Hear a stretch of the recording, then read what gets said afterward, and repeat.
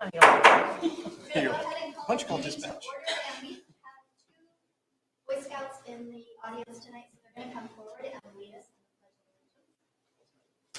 Was the button pressed? Everyone please rise.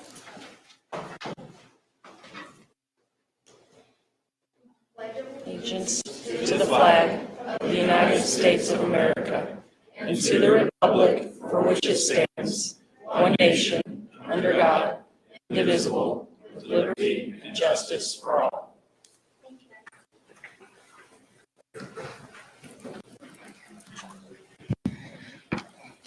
Julie, would you take a roll call, please? Okay. Steve Eisenbarth, Robert Pope, Present. Aaron Tiebaugh, Don Loudon, Present. Greg Zuzan. Present. Thank you. Okay, so first on our agenda is a swearing in of a new police officer. Sean?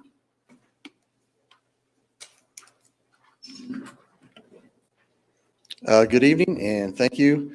And thanks to everyone here who came out tonight for the swearing-in ceremony of our newest member of the Town of Avon family and the Avon Police Department family.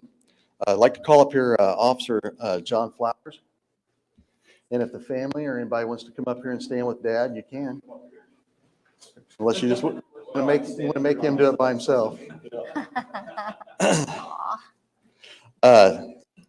Just a quick bio on Officer Flowers. He graduated high school from Bethesda Christian School, Brownsburg, in Brownsburg. He's married with 3 children, as you can see. They're all up here tonight. His hobbies include camping, fishing, spending time with his family. A little bit of background on Officer Flowers. He's a veteran from our United States military. He was an active duty U.S. Marine Corps from 2007 to 2009.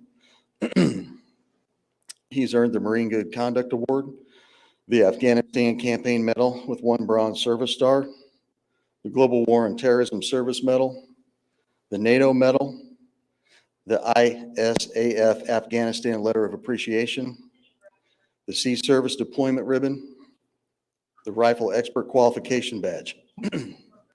Following that, he served 2 more years in the Reserve Marine Corps as well. He served as a reserve police officer shortly after that for 2 years at the Brownsburg Police Department, and then where he was eventually hired as a full-time sworn officer, and he graduated from the Indiana Law Enforcement Academy, and then he spent about 10.5 years at the Brownsburg Police Department. While serving at the Brownsburg Police Department, he served as a less lethal weapons instructor, a chemical munitions instructor, distraction device instructor, ballistic shield instructor. He was a field training officer. He was on the ERT, and for those of you that don't know what that is, that's like SWAT. He is a team leader in that as well as an operator. He was a canine handler up until the time he transferred to our agency, and he's qualified as an expert marksman. So I present to you tonight Officer John Flowers. We want to welcome him. I'm going to turn this over here in just a second to our judge that's going to conduct the swearing-in ceremony, Judge Mark Smith from Superior Court 4. And before we do that, we've got one more special announcement tonight. Weber, you want to stand up here? Tonight is Weber's birthday. Oh, happy birthday, Weber. Thank you. Thank you. All right, Judge Smith, you want to come on up?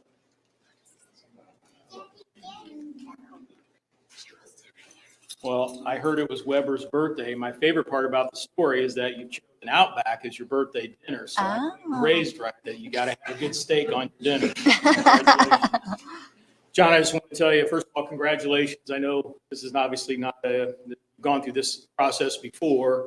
I know that we've worked together for a long time, and I just wanted to take a minute and thank you for your commitment.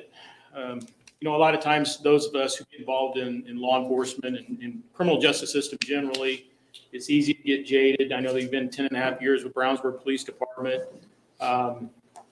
But, you know, the old adage or the old saying about the definition of insanity is doing the same thing over and over and expecting different results. And a lot of times in the criminal justice system, that's how we've operated in the past. But I know you've shown a willingness to step outside that as an officer and help me with programs that I've developed to try to do things a little bit differently. So I've appreciated that about you.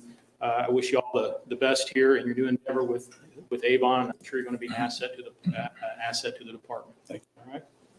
All right. Raise your right hand. Repeat after me. I, Jonathan L. Flowers, I, Jonathan L. Flowers, do solemnly swear. do solemnly swear You can say it if you want.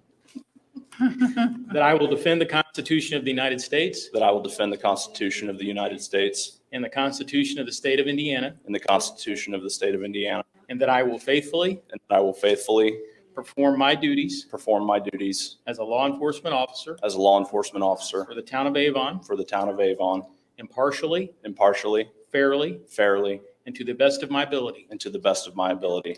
I affirm I affirm that I will enforce all ordinances that I will enforce all ordinances and laws and laws and follow all legal directives and follow all legal directives and policies and policies prescribed by the Avon Police Department. prescribed by the Avon Police Department. So help me God. So help me God. Congratulations. Thanks, sir.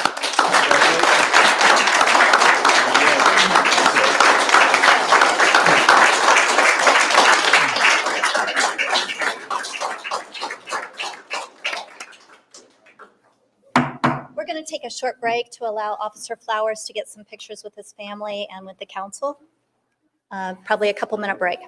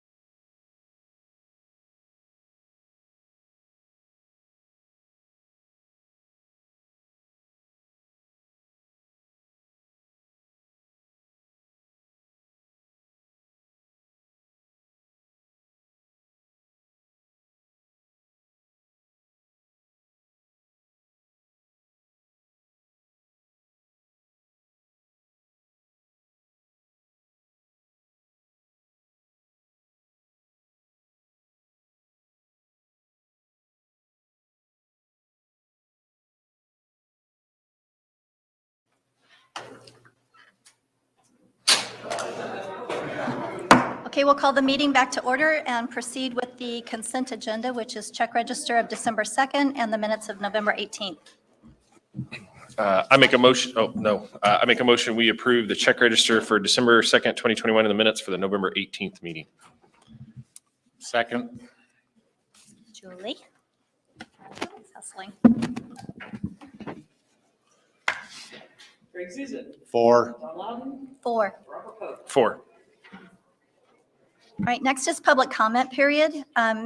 The public is allowed to come forward to the podium. You would press the green button, state your name and your address. You're allowed to speak on anything that is not a public hearing or on a specific matter within the council's jurisdiction. Is there anyone that would like to come forward?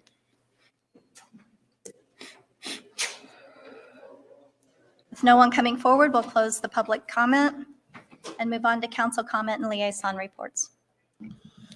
The Parks Board meeting was canceled earlier this week. Other than that, it had no meetings. I just wanted to say thank you to staff, to Reeve Riley for 100 South. Both the parade, the kickoff event was done, well done. Great job, Jared. I think our residents are very excited to have that road back. Not complete yet, but being able to travel, it's a great improvement. That's all I got. I'll follow up on that as well. And I thought Jared did a great job of orchestrating this and putting it all together. And we don't need a report card yet. It's open, but it's not finished. And when it's finished, I think everybody will certainly have a different perspective on what it looks like. The only other thing I had yesterday, Ryan and I actually attended a Family Promise Affordable Housing Symposium, and I think it's something that the town of Avon is looking at, and I look forward to additional conversations on that topic to come. That's all I have. Thank you. We'll move straight on into new business. The first is the selection of the public works consultants. Ryan?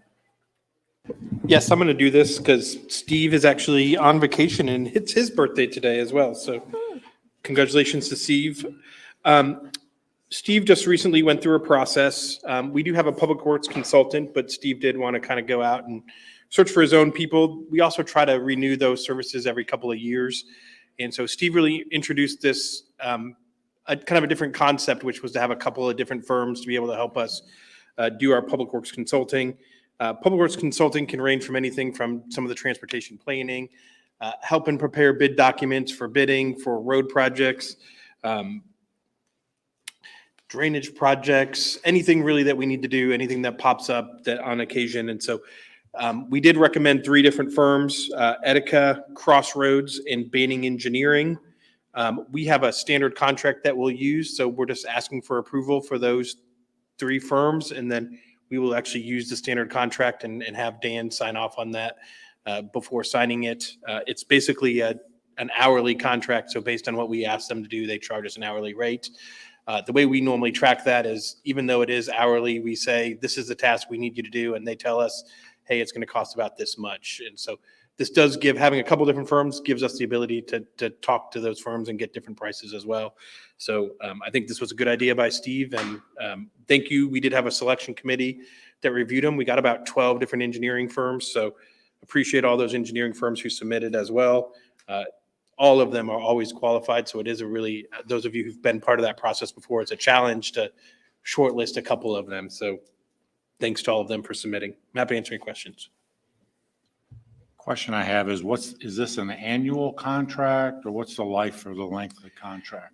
Typically we do, it's really open, so it's an annual contract, but then we say every 3 years we would basically put it back out.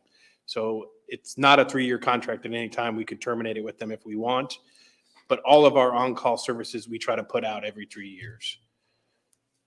Well, I like the idea that 2 out of the 3 are certainly, one's Avon, one's obviously Hendricks County, and the other one certainly is Marion County. So, and we've done work with all 3 of them in the past. So We have, yep. Any other comments, or if not, do we have a motion? Just approval of the selection. I make a motion, we approve the selection of public work consultants to include Crossroads, Etica, and Banning Engineering. A second. Thank you, Julie. Don Loudon, 4. Robert Pope, 4. Greg Zuzen, 4. Right, next is the grant agreement from the Hendricks County Recycling District. Yeah, the Parks Department did an application to the Hendricks County Recycling District. We did ask for $5,000, but we were only granted $1,500. So this is the grant agreement to be able to receive those funds. We are going to try. It was for recycled benches that we'll put along the White Lake Creek, and we had previously got a grant as well. So this will go nicely with that. It'll purchase about 3 benches. So we do need to approve the agreement and get it, and then we'll purchase the benches and get them placed out on the White Lake Creek Trail. Thank you, obviously, to the Hendricks County Recycling District for the support. Absolutely. We can apply for this twice a year, if I remember correctly. I think it's just once a year. Is it once? Is it? Spring and is it fall. Spring and fall? Okay. If I remember. Okay. At minimum, I don't believe we did last year. And that's the question I'm really raising. Do we plan on doing this from now on? Yes. I think this that's fine. Yep. seems like a great addition. Seems like a great opportunity. Greg, any comments or? Anytime there's grant money out there, we ought to be applying for it. That's all I say, no matter what it is. Especially, we're expanding our parks area and trail system, and so we need more. I mean, we're never caught up with what we need. So we appreciate, again, the grant and the opportunity, and so we thank the Hendricks County Recycling District for the opportunity. Does anyone want to make a motion? I make a motion that we approve the Hendricks County Recycling District Community Grant Agreement presented to us in an amount not to exceed $1,548. I'll second. Great. Julie? Robert Pope, 4. Greg Zuzen, 4. Don Loudon. 4. Next is the National Opioid Settlement, and it's the settlement participation approval. Yes, as you know, there are a couple class actions which have been consolidated against the manufacturers and distributors of the opioid drugs that have been subject to that litigation. There's the proposal being made that would have all state and local governments combined into one settlement. And then that money, if that's approved, that money would then flow to the states and then on to the local governments. And what you have before you are 2 participation agreements. We call them opt-in agreements. The town has no separate litigation against these companies. But this would allow us to opt in. That does not mean there'll be a settlement because as the documents show you, there'll only be a settlement if a sufficient number of local governments opt in. But if that occurs, then what this agreement or what these participation agreements say is that you would not sue these companies on your own, that you would participate in this. You would agree to then take essentially the amount of money that the state would give you and use those for the purposes outlined in the settlement. And those would essentially be that we would use them to help combat the financial impact on us. And so it would flow primarily to your police department and perhaps other departments, but primarily probably to deal with the negative impacts of that problem. We are recommending that all of our clients opt into this. This is the only way you're going to get this money. I would imagine this is the first of many of these that you're going to see. This is just a couple groups of the defendants. And there have been some recent rulings that would lead me to believe there'll be more of these, that these companies will want to avoid trials on these. I'll be happy to answer any questions. Thank you. Any discussion? If not, someone could make a motion. Sure. I'll make a motion that we approve the National Opioid Settlement Participation Approval as presented. Second. Thank you, Julie. Don Loudon, 4. Greg Zuzen, 4. Robert Pope. 4.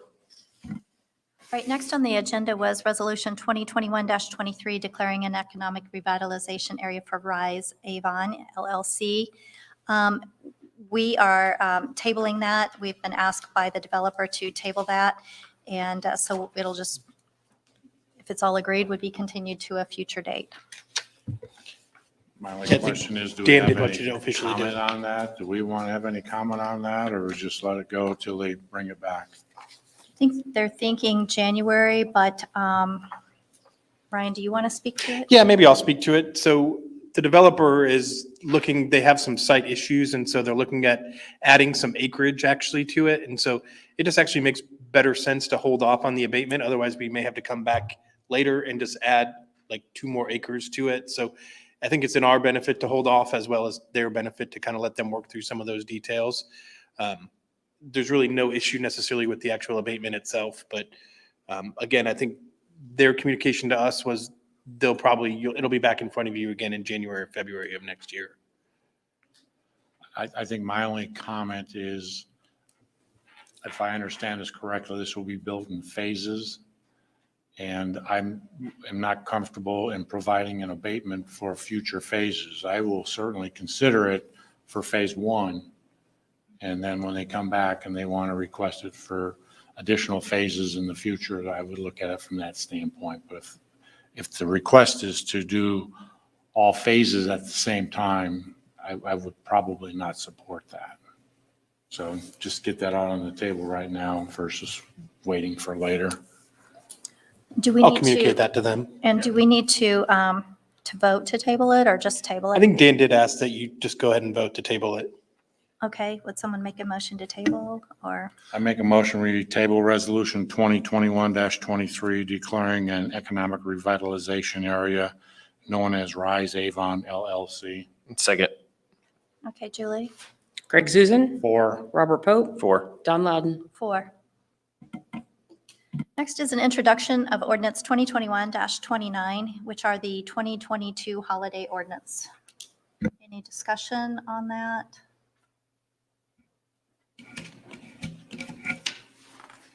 I believe we're keeping it at 13 days again this year. Ryan, did you have any comment on this?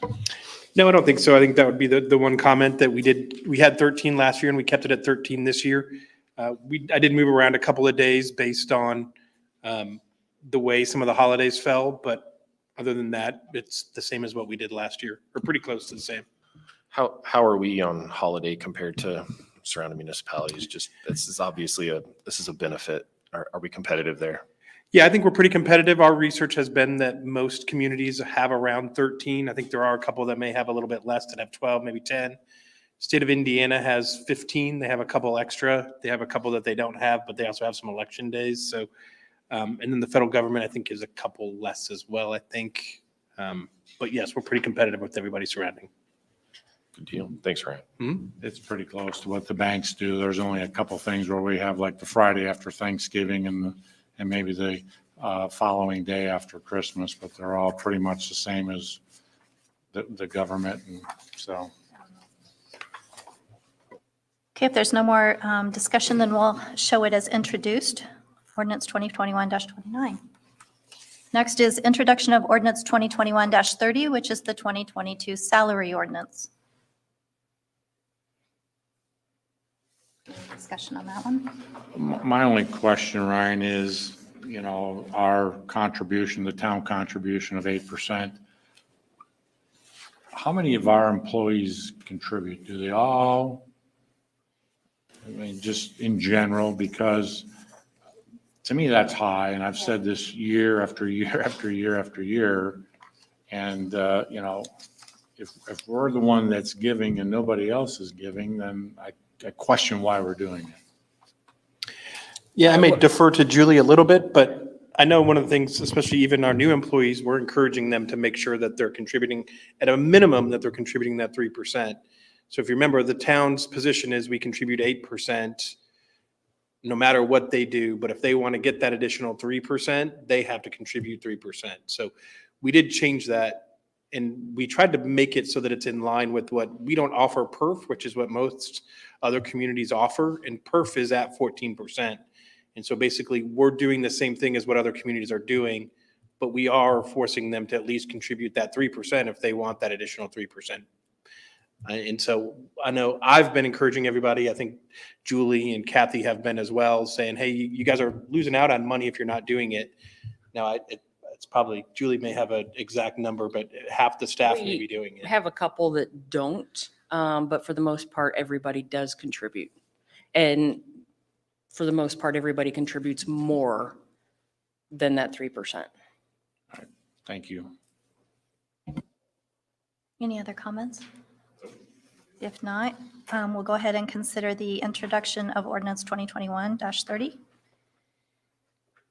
as introduced. Introduction of ordinance 2021-31, which is the year-end reappropriation. Yeah, and this is, this is on your agenda every year. We have to introduce it. Calvin will work up to the last minute on this, so you'll notice there's not an exhibit. That exhibit is Calvin balancing the books, basically, get everything squared away for Julie prior to the end of the year. So Calvin will do his best to get it in your next agenda, but if it does, we'll get it to you guys as soon as Calvin can get it done. And but again, we have to do this every year just to make sure our books look good and they're balanced at the end of the year. This doesn't harm your audit, current ongoing audit in any way. No, Good deal. no. It's basically, you're moving money to make it all, yeah, Your funds balance. yep. Okay, we'll show ordinance 2021-31 as introduced. Dan, you're up next, legal counsel report. The governor yesterday extended the public health emergency for another month and note without any real changes other than continuing to encourage persons to be vaccinated. So as that affects you with your meetings, remote participation, that will continue for at least another 30 days. The COVID news is not great, obviously, as you've heard probably, but I think hospitalizations in Indiana were highest of all year yesterday. So the numbers are kind of going back the other way. In addition to that, you are nearing the end of your state audits. I submitted my letters for 2019 and 2020 last couple of days. And so when those are issued again, I would invite council members to familiarize themselves with those reports and we'll help you address any issues that need to be addressed. But we don't expect any issues, but that's always something I think that council members should pay attention to. That's all I have. Thank you.